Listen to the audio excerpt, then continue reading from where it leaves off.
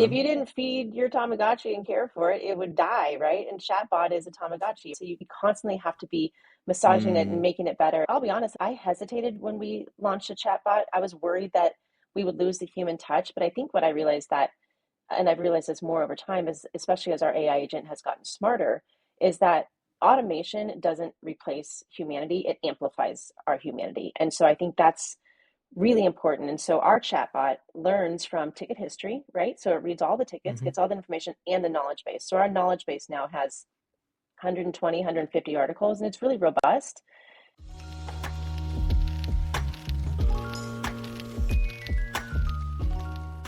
Hello, and welcome to the CX Files. Today's guest is Gina Williams. She spent the first 10 years of her career in retail, but since then, she has worked in customer success for the tech industry and is now Director of Customer Experience at Midland Radio Corporation. She loves to make customers happy and translate that into success for the company.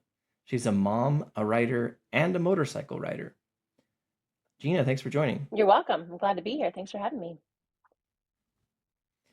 So I always like to ask guests about their early experiences in their career and sort of challenges that caught them off guard. So is there something that you can share a story like that? Absolutely. I think my whole career has sort of been a series of challenges, which I don't think is unusual for a lot of people. But I have found myself over the course of the last couple of decades really having to reinvent myself several times. And I think I know that's what's led to me to where I'm at currently in my current role. But I like to refer to myself sometimes as the accidental businesswoman because I've sort of just stumbled into the next steps in my career along the way. I started my career, if you can call it that, right out of college. I needed a job, and so I went to work in retail. And turns out I was good at it. But the pieces of retail that I think where I was good at have really helped contribute to where I'm at currently because retail is all about making customers happy, being a good leader, understanding your product, right? So that really translates across the board. But in those between sort of the bookends of my retail career and where I am now at Midland, I've been laid off four separate times, and so each time you get laid off, it's really scary. And I was a single parent, so trying to how am I going to provide for my family and what happens next? And so it's just been I have learned over the years that you have to just walk through doors as they open. And so, not to sound cheesy, but a closed door is not typically an ending. It's just something you have to either open or find another door to walk through. And so, as doors have opened, I just walk through them and I figure it out. So whatever's on the other side, if I've never done it, I'll figure it out. So I have been in retail. I've worked in the mining industry. I've been in ag. I've been in like geospatial stuff. I was in tech, and now I'm working in radio and walkie-talkies, two-way communication, which if you'd asked me a few years, I didn't actually think people used walkie-talkies anymore. They do widely. So it's just been a fun journey of trying to figure out what I want to be when I grow up. I think I'm still trying to figure that out. Well, I think it's good to ask the question, even if there's not an answer, right? Hmm.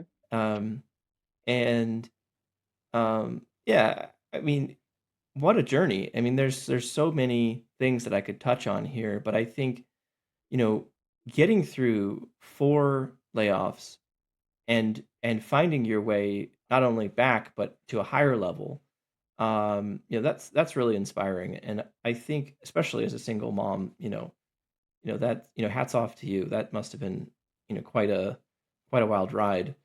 Um, within the work that you've done in these different industries and different sort of focus areas, is there one kind of like really standout experience you had with a customer?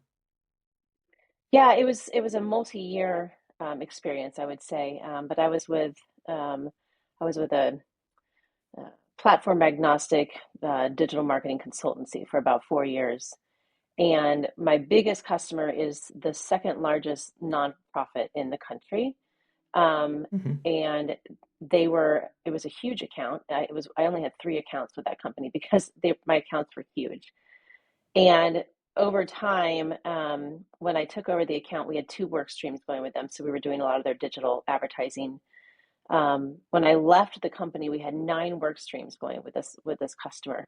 And the reason for that I 100% attributed to this is that I was on site with that customer at least once a quarter for 4 years for a full week, and I would bring my team. I had a team; they were global, but I would bring as many of my team as I could, who was supporting this customer, to be on site to work in their office. So we became like a fixture for this company, right? And so where of course we were, consultants and they were doing business with us, but we became really an extension of their teams. And so, when it wasn't just the weekly, the quarterly on sites, we communicated every day. And so there was, but having that FaceTime and having that, um like linking up arms with customers, and I still believe this to this day, even on the direct to consumer side, becoming like that, you get that empathy for their business and their day to day, and you really understand their struggles. And so that relationship, I haven't, that was years and years ago, and I still have relationships with folks that were with that company. We check in with each other on LinkedIn and whatnot from time to time. But I think that was really impactful for me, 15 years ago, recognizing that. And it really did help me as I moved into the tech space on the customer success side. Is that same mindset had to, I had to show up that same way with my customers, Hmm. my book of business when I was working in tech, sort of an extension of their team. But and it's not possible for everybody to be on site with their customers a week every quarter, but it was really important for that account. And like I mentioned, we more than, we grew that account by 4 times the amount of work that we were doing with them from the beginning over the course of 4 years. So.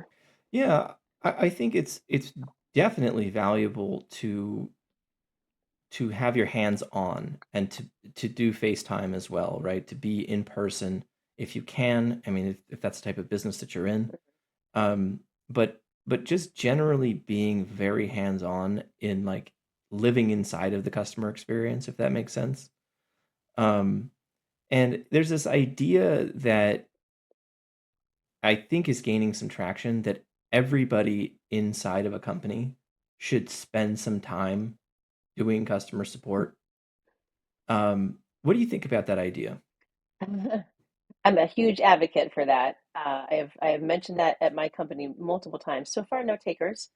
Um, but I have recommended that we do a bit of a, how would you call it, exchange program within Hmm. Midland, where, even just come in for the afternoon and listen in some phone calls and actually hear the voice of the customer, really, actually, right? So there have been some that work, closely with us in like marketing and product, and they stop by and they talk to us. But I know the proximity that customer experience has to the customer, and for us at Midland, we work across 3 different channels, so email, chat, and phone. And Hmm. phone, it has been incredibly impactful. We've only just had phones turned back on for the last year. They were off since the pandemic, and I wanted to be really thoughtful about how we did it. So we have a cloud-based system it integrates with our ticketing platform really well. But Hmm. what we're discovering is that our customer really wants to talk. Like, it didn't increase our volume of inquiries, but our channel distribution is so heavily swayed to phone now that we're recognizing there were so many customers we were probably missing, right? And so Mm. I think it's so important to have that proximity to the customer. And really, I mean, people talk about the voice of the customer. We work on the consumer side almost entirely, my team does. And it's everything from the stories that we hear. Some of them are, I have thank you notes from customers, and I've had stories that make me cry. I had a lady one time. She and her husband were sick and elderly, and they were in opposite ends of the house. They both had COVID at the time, and they were using their walkie talkies to communicate to each other in the house. Well, the radios died, and they couldn't communicate. And I just sent her. We can't do this all the time, but I replaced her radios at no charge, and she was just overjoyed, right? And so the impact that we can have from actually talking to our customers, and then also taking that information that we get from the customers in real time and then looping it back to the people that need to know: new product development, engineering, leadership, marketing. What's our messaging going to say? That I'm huge on that. CX needs to be upstream in all these conversations. And I think that's, should everybody work in support at some point? Probably. It would make you a lot more empathetic when you call your credit card company to figure out what that charge is on your on your bill, like we do when we reach out to support. But also, I think that just recognizing on the other side of that coin is that CX has to be part of those upstream conversation. If they're not, there's so much that can happen in that customer journey, that we would know in advance that, if you work sort of disjointed from that, you wouldn't necessarily think of the different things that might happen along that customer journey that could cause things to, sort of be a mess at the end of it. Absolutely. And I think if you're a designer or an engineer or you're building a product and you never talk to a customer and you never see how they actually use what you're building, well, I mean, inevitably you're gonna miss. You're gonna make some mistakes and miss some opportunities, right? Hmm. Yeah, recently I've asked, Go sort of ahead. sort of almost insisted that we be part of, the conversations around business case. So where marketing and new product development will get in a room and start talk about business case, I need to be there as well. Like we've got to bring the customer Yeah. the customer voice into those conversations. Absolutely. Absolutely. I think that's an there's an evolving understanding of the value of that I sense in my conversations I'm having with leaders across the industry. But I think that there's still a lack of appreciation of the opportunity. I Hmm. think you definitely understand it, but I think there's still a lack of appreciation there. And I think also, I think a lot of people that might have the understanding don't necessarily know like how, practically speaking, like what's the one, two, three to become part of those conversations. Do you have any thoughts or experiences around that? As far as how does CX sort of position themselves at the upstream of these conversations? Is that Yeah, what like you mean? how to get a seat at the table beyond just the normal customer support metrics.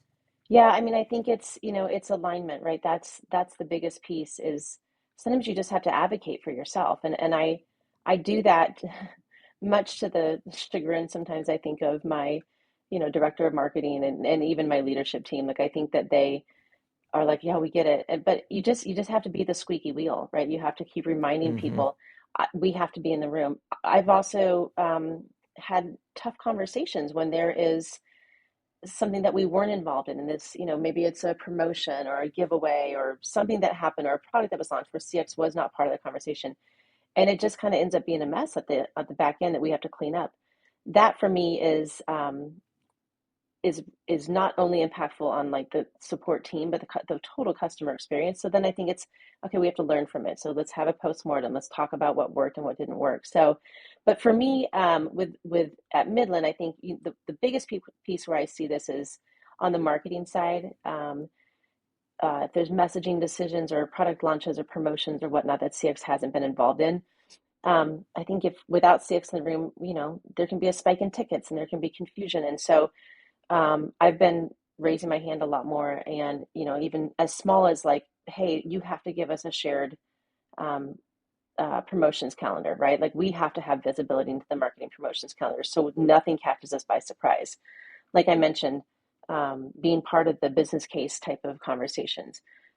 We have a new director of engineering, and he's been wonderful to work with because he really recognizes that CX needs to be part of product discussions and along the way too, right? So as new products are in production and engineers are testing them and they're finding bugs or whatever they might find that this is how the radio is going to operate or whatever. CX has we're also not just the customer experts, but we're the product experts too, right? And so CX Right. has to be involved along that way, so that when we do get these troubleshooting tickets, which we're already prepared for that, and again, nothing catches us off guard. Yeah, I think there's a proactive opportunity, right? Hmm. If you're aware of what's coming around the bend, you're aware of this new product launch coming next month, you can gear up for that, right? Um, and I think, you've mentioned several times too about, being in the room to make the business case. And I think one of the opportunities that I've been seeing is to translate VOC, right? Whatever format you have that information, whether it's in the heads of the people that are taking the calls or answering the emails, or if you have a system that quantifies it and records it. Um, but taking that VOC data and then translating it into the language and concerns of, let's say, marketing. Um, how have you thought about this opportunity, or like is there a piece that you're doing there?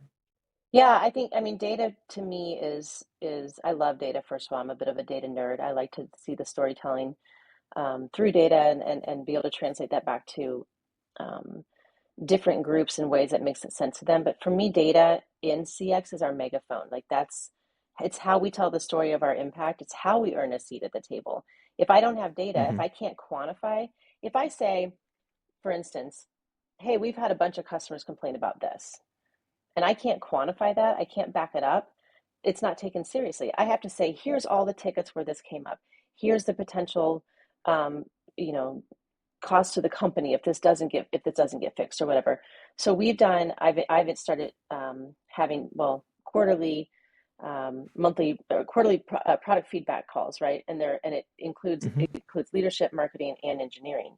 And so we basically go back through all of our tickets and we collect this information over time in preparation for this meeting every quarter.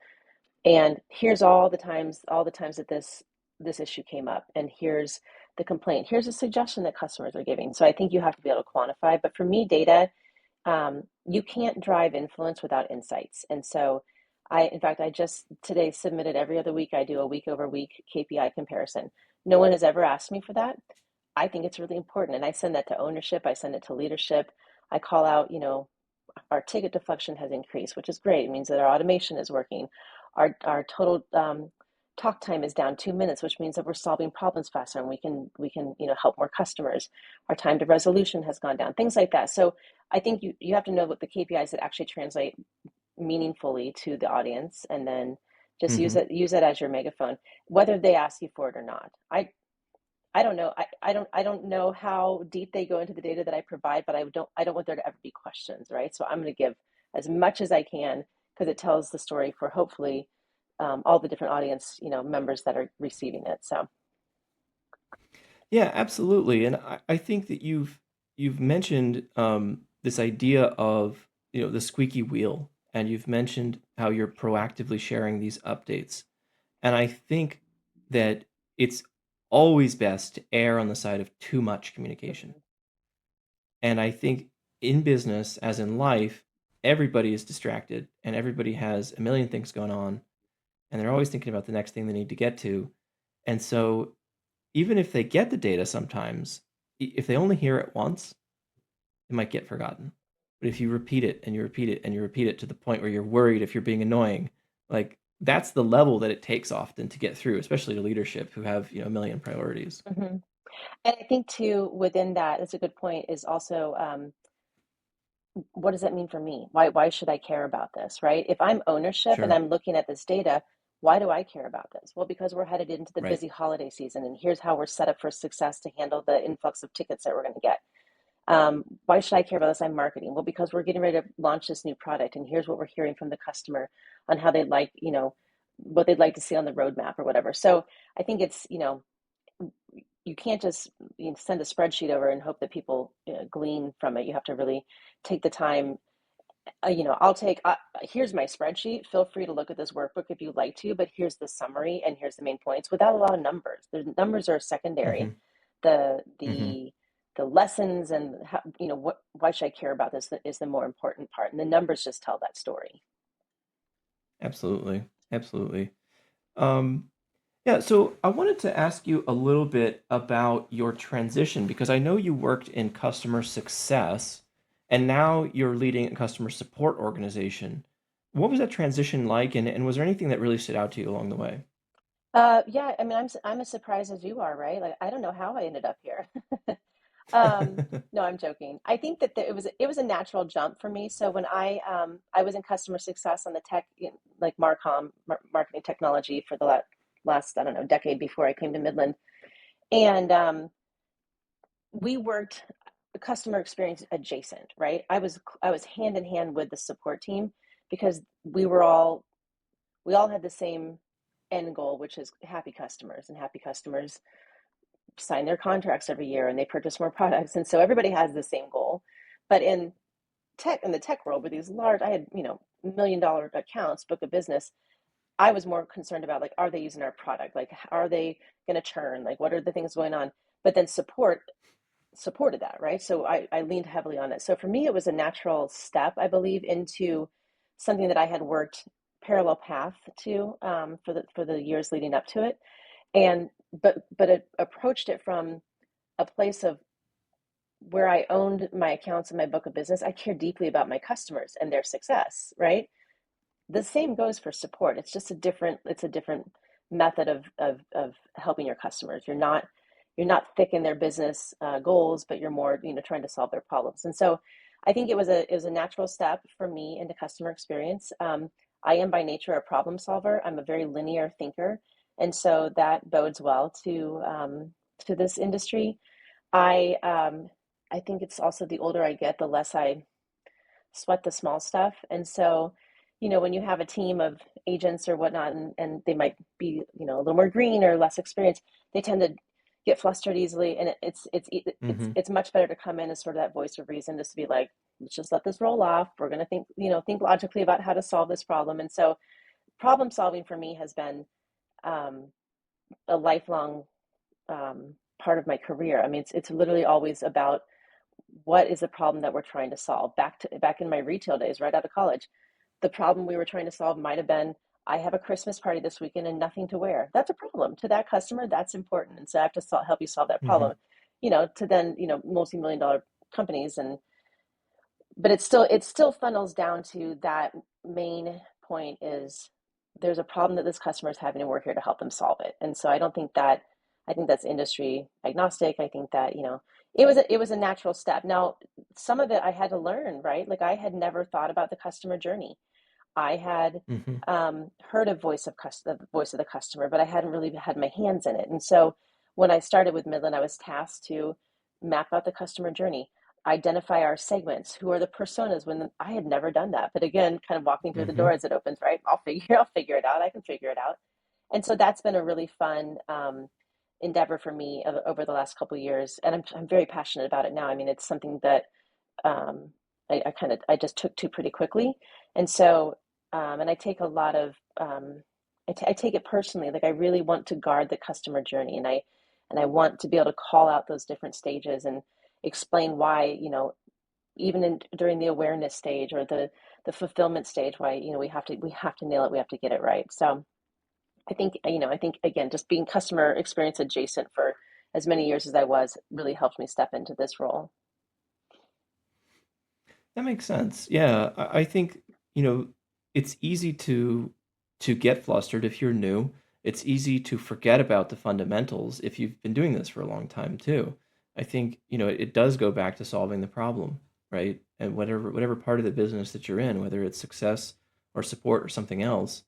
Um, One of the things I know that you worked in marketing for a while. I'm wondering, like, what do you think that the customer support function, let's say customer support leaders out there, what do you think that they can learn from marketing? I think it's that's a great question because in customer experience we think a lot. We inform marketing, like they need to listen to us, right? We're the voice of the customer. Hmm. Um, but what I'm learning from the marketing team at Midland and also having worked in Martech is that we have the same goal, right? It's to drive business, it's happy customers.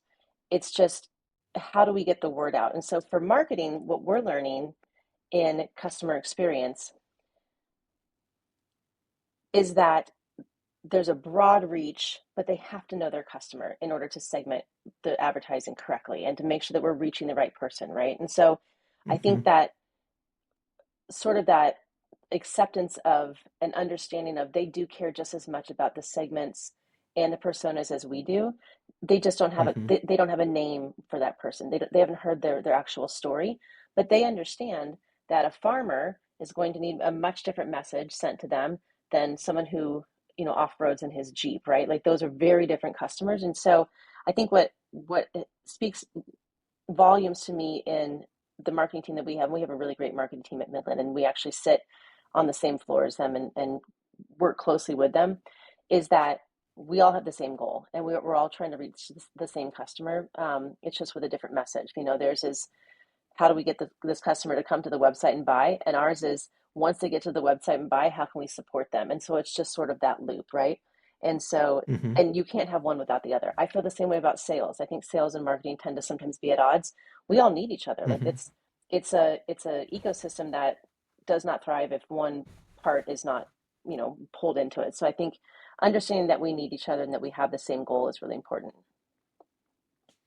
Absolutely. Yeah. I mean, it's interesting to hear that that you've got marketing and support on the same floor together. I'm sure there's some conversations that pop up naturally as a result of that, which are, to the benefit of everybody. Um, here's a little bit of a challenging question for you, if you don't mind. Um, there's of course this saying that the customer is always right, and well, they're not, but this is common, commonly passed around phrase. But what do you do when what customers want is not what the business wants? So I empower my team to think like business owners, as we talk about this a lot. Think like a business owner.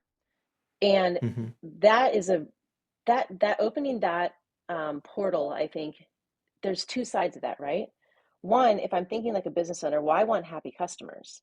I want repeat purchasers. But I own this business. I care about my investment. So we can't just give things away for free, but we really want to make these customers happy. And so trying to find the balance between, as a business owner, how do I have happy customers and how do I stay in the black, right? So there's Right. and there's a lot of gray area in between. In fact, I think that support sort of lives in that gray area. And a lot of that Hmm. is trusting your team and making sure that they feel empowered to make decisions that they need to make. And I preach this to my team all the time. I trust you to make the right decision. Now they come to me and they run things by me, often. What do you think we should do? Should we replace this or whatever? So the customer's not always right. We have, just as an example, our radios, our walkie-talkies have prefabbed rechargeable battery packs. Okay, most of them they Hmm. just pop right in, you stick it on the charger, they recharge. They're good for about a year. It says very clearly on these battery packs, do not unwrap these. Don't unwrap Hmm. these. And but sometimes people, I don't know what they do. They're like, it's packaged. Maybe I should open it, even though it says clearly, don't open it. Now, if I Hmm. open that rechargeable battery pack and put those batteries in my radio and stick them on the charger, it's probably going to melt my radio. It happens a lot, right? So when that happens and a customer comes to you and says, my charger started smoking, I know immediately why your charger is smoking, but that's also a terrifying experience if I'm a consumer, Sure. I'm an elderly person, or I have children or whatever, right? So you have to be practical, but you also have to practice empathy in those moments, and there has to be a blend of both. And sometimes we say to those people, that voids the warranty. I'm so sorry. It very clearly says in the battery pack not to do that. Here's a coupon code. Or you say, Mm. I understand mistakes happen, you've missed this, we're going to go ahead and replace this for you. One thing that we do at Midland, which I'm really grateful that we have the ability to, is that we have merchandise that we can't sell but is brand new. It ends up back in the Mm. warehouse. Say a box got damaged by a forklift or something to that effect. So we have a giant collection of merchandise that we keep in customer experience because we're a manufacturer, where I can say, you know what, I have one of these on Oh, hand. I'm going to go grab one of these radios and we will send it to you as a one time courtesy. And so it's sort of that surprise and delight with boundaries. It's right, you right. can't just give everything away for free. But at the end of the day, I'm so glad you didn't burn your house down, and you're never going to make this mistake again, right? So, there is sometimes we have to just say no. I talk a lot with my team about saying yes, and I think that's a good way to approach it, but it can't always be a yes and. Sometimes it's I'm very sorry, we can't do that, but here's a coupon code or something to that effect, right? Hmm. So it's a Hmm. it's just you got to strike that balance, and you have to think like a business owner. And if you can think like a business owner and you can empower your team to also do that, where they don't have to come to you as a leader for every time they have a question about how to handle a customer situation, I think we're more efficient, and it helps your team to move with more confidence. Definitely. Yeah, I really like the simplicity of that idea of think like a business owner. It's simple, but it's kind of deceptive. I think that sounds like it would be very effective at sort of getting people into the right mindset. Yeah, I mean, it, it's it's a sort of a work in progress, right? I mean, we're not business owners. My team is, some of them are quite a bit younger, and this is their first or second job. But Hmm. again, I do think it helps set them up for future success, and again, it contributes back. Well, it I'm just so big on being like, I want to do my job and feel trusted. I want my agents to feel. I actually call my agents ambassadors. We don't call them agents at Midland. I think ambassador is a much better term for what they do. So it's Hmm. important for them to feel trusted as well. So, it is a little scary. It's kind of like, I don't know, asking for permission for something. They're like, yeah, sure, go ahead and do it. Well, really? Do you mean like, should I go ahead and do it, or is that like, is there something like hiding behind those words? So but it's really just kind of, And here's the other thing too. If you make a wrong call, okay, it's just radios. At the end of the day, like, yeah, we can't continue to do this over and over, but if you make a wrong call, we'll fix it. It's Everything is fixable for the most part. We can fix it. We can make it right. Um, Hmm.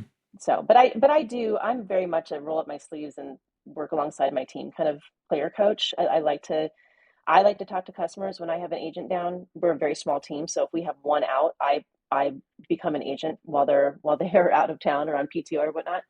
And I love it. Like, I Hmm. love being able to be, on the customer facing side. And I tell them this all the time. If you need to make someone the bad guy, I will be the bad guy. It's fine. I don't want you to get a Hmm. bad CSAT.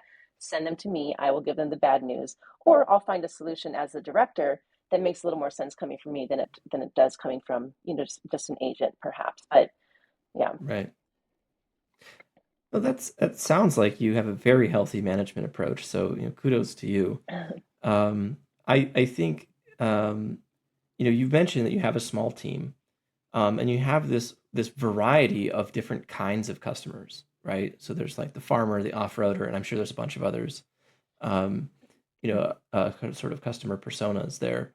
Um, how do you approach the challenge of serving like this diverse group of customers with a small team? Yeah, that's a great question.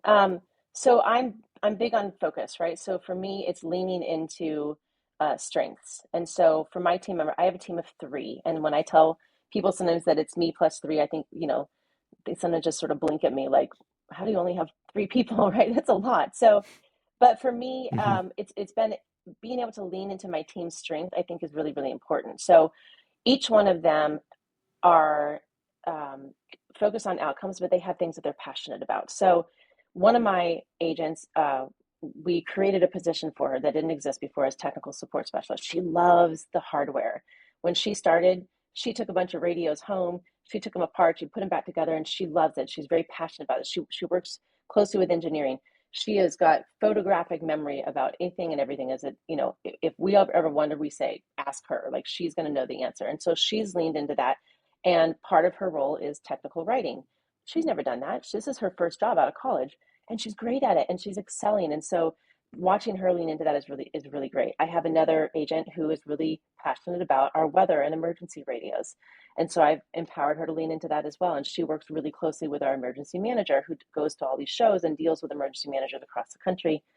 And so she's like our weather girl. And then I have another one, she has a different specialty. And so I think that if you can empower your agents to each sort of like lean into their strengths and own something that's outside of just closing tickets, day after day, they set time aside. So, one of them sets time aside Tuesdays and Thursdays for her technical writing. One of them sets time aside 2 days a week to do evaluations and so on and so forth. And so I think that they own the outcomes that way, which for them, is they feel a little bit more empowered, and they become experts in sort of their field rather than everyone have to be an expert across the board. And so, again, product knowledge huge. We have to know our product kind of inside and out, but we also know who to go to if there's a question about a product that maybe is not sort of in your realm of specialty. We know who to talk to. And so I just think that's really important. I also really love to celebrate their wins publicly.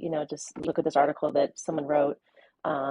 This person did this, and like celebrate those wow moments. I think is really, it just takes a minute to do, but it really it's Hmm. it's impactful. One of my agents, I started encouraging her several months ago to try to be a thought leader on her own within the space because she's really good at her job, and now she's posting articles on LinkedIn about her experience in customer experience and as a support agent. And so it's been really neat to see her even just be passionate about what she does on the day to day within her job.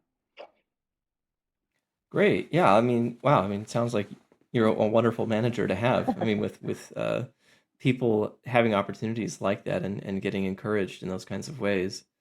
Um, I wanted to touch on one of the things you mentioned that you have one person who's taken on some of the technical writing, and we always like to talk about AI. But one of the things that I think is often overlooked with actually getting results from AI is sort of the writing piece, the knowledge piece. Hmm. How do you think about sort of knowledge management and technical writing in the context of AI? It's so important. I mean, it's so important. So this is, I mean, I love to talk about this because when I started at Midland, um, we only had email as a channel. That was it. And the ticketing system that we were using at the time just could not, it didn't have the functionality that I knew that we needed to. So we switched to a different ticketing system that had all the functionality. And I said, we're getting all of it. We're going to do the AI agent. We're going to do all of it. So when we started with this ticketing platform almost 2 years ago, we launched the chatbot with it, right? And then invested heavily into rewriting and expanding our knowledge base. There was never a customer facing knowledge base before that. And so part of this platform, there is a knowledge base. And it was manual. It wasn't just dumping product manuals into it, but it was structuring them so the bot could start to learn and deflect tickets. And I will say that at first, I think we were all skeptical, and AI takes a while to teach it, and so over time you see it get smarter. But in the beginning, you're like, "Wow, this AI is really dumb. Like, how did it come up with this answer?" So, I mean, that's part of AI, right? You have to be. I was just I was on a speaking on a webinar yesterday, and I probably showed my age, but I said I always refer to our chatbot as our Tamagotchi. If you remember the Tamagotchis back in the day. Yeah, Because what yeah, happened I if you remember if them. you didn't feed your Tamagotchi and care for it, it would die, right? And chatbot is a Tamagotchi, so you constantly have to be massaging it and Mm, making it better. I'll be honest, I hesitated when we launched a chatbot. I was worried that we would lose the human touch, but I think what I realized that, and I've realized this more over time, is especially as our AI agent has gotten smarter, is that automation doesn't replace humanity; it amplifies our humanity, and so I think that's really important. And so our chatbot learns from ticket history, right? So it reads all the tickets, hmm gets all the information and the knowledge base. So our knowledge base now has 120, 150 articles, and it's really robust. And so as over time, it's sort of clicked for me that self-service, it really is service if it's done right. And so where the bot, I was hmm afraid would be less empathetic, it doesn't actually eliminate empathy. It gives us more time for empathy. So if we're not tied up answering where is my order kind of questions for the 10th time, we actually have space to help those customers, the farmer who's trying to reprogram his radio before harvest season or whatever. So, and the thing that I love this, we went from um, no chatbot and no AI basically. So ticket deflection wasn't something that I'd even heard the term before. hmm In the last, I would say 9 months, we have gone from like 10% to we're sitting at just under 40% ticket deflection with our chatbot. So that Wow. means it's crazy. Nearly a third of our customers now are finding their answers without ever needing to speak to us. And I think that for a team of three, that's hundreds of hours of agent time that we can invest back into more complex, higher value interactions, right? So it's it's doing more with less. It's no new headcount, no new budget, just using the tools that were available to us in order to make my hmm team, free up my team. And so we operate like a team in an enterprise level organization, and we're a team of three. So I think that hmm that to me is AI is very important. The my caution with using AI, and when you go to these CX conferences, all they want to talk about is AI and so on and so forth. Just because that's what we do doesn't mean you have to jump on it. Like, do it thoughtfully. Plan your Mm. approach. Don't just, oh, I got to jump on the AI train and it's already, out the door. Like, you have to really think through what is your strategy for using it. What are you hoping that you get out of it? And then also, how do you implement it in a way that builds on a foundation and it doesn't flop. You gotta take care of the Tamagotchi. Yeah, I think you've hit on a lot of themes here, which I've been hearing more and more recently. The theme of like by automating the easy and quick things, you amplify the opportunity for the human part, right? It's not an either or. It's Hmm. it's both, right? And I think the other part, I like the Tamagotchi analogy. I think that like it has to be kind of babied a little bit, right? Maybe a lot, depending on, the tools that you're using. But like that is foundational to the results. Hmm. And if you don't invest the time, yeah, I mean, it takes time, but if you don't invest some time into that or have like the right partner that's going to like work with you on it, you're not going to have the results and Hmm. you're going to flounder, right? You're going to waste your money and your time. Correct. Um, yeah, so I really think you've got quite a cutting edge, quite an enlightened approach. And, to go from 10% to 40% I think you said 10 months. Yeah, it's crazy. I mean, that's 400% in under a year. So, that's a real achievement. Um, and I think, as you go along, I'm sure, there's been challenges along the way, and I'm sure that wasn't all smooth sailing. Um, but as we close out the episode here, I wanted to ask you, do you have any tips or advice for other CX leaders out there who are maybe on the fence or, trying to make a decision about the tools that they're going to use, the direction they're going to take with AI? I would say, well, one, I would say, like I just mentioned, do your research. Don't just jump on something because it feels like the right thing to do or because someone else told you to do it. Take into account your Sure. team and what the needs of your team are and how much they can handle, right? Introducing Hmm. new tools to a team, especially a small team, can be pretty overwhelming. Now, when those tools start to work in their favor, it helps. You see over time they get a little more calm and things start to lighten up. But you really have to take into account um, how your team is going to function with new tools, and then you want to do it thoughtfully. So, when I mentioned phones had been off since the pandemic, my first day at Midland, I sat down in one of our owner's offices, and he said, "We got to get phones turned back on." Well, phones prior were like ring, ring, answer the phone, like literally like landlines. And I said, "That's great. We're going to. You got to give me a year." And I just set the expectation. I said, "It's going to take me a year to get there because we're going to do it the right way." And it's also, and like I mentioned, I think I mentioned this earlier. If not, phones are now 60% of our channel volume, right? It's Hmm. crazy. So we're reaching those customers. But I would say, I just always just keep coming. You have to do it thoughtfully and you have to have strategy behind it. So, I think you hear a lot like, well, we do more if we had more, whether that's headcount or budget or whatever. But I think for me, what I've realized is that growth and real growth within a team, especially a small team, doesn't the growth happens when you don't have more, right? Because I think when you don't have Mm. more, um, having less, it forces clarity and it forces you to focus.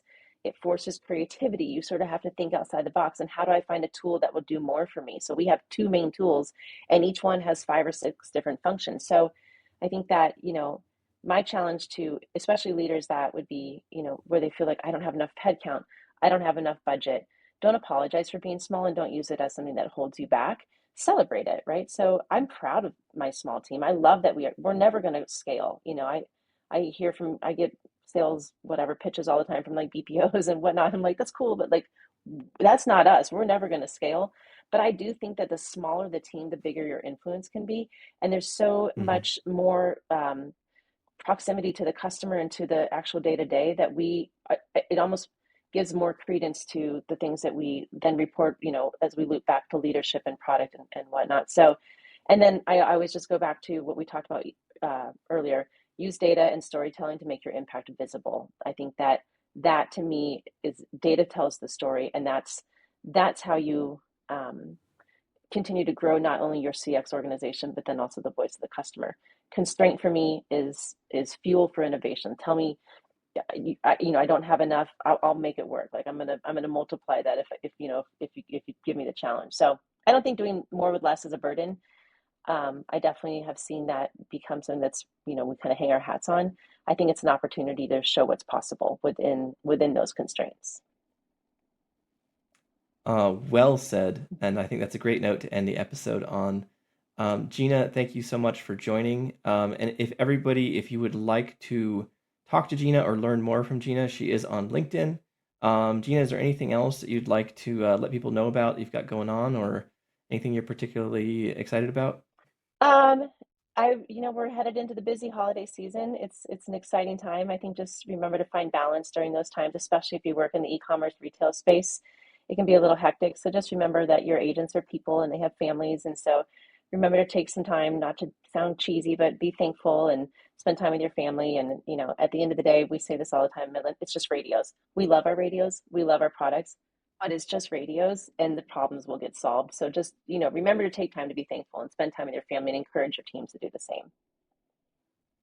Great. Thank you so much, Gina. And that's all for this episode of the CX Files. We'll see you next time. Thanks.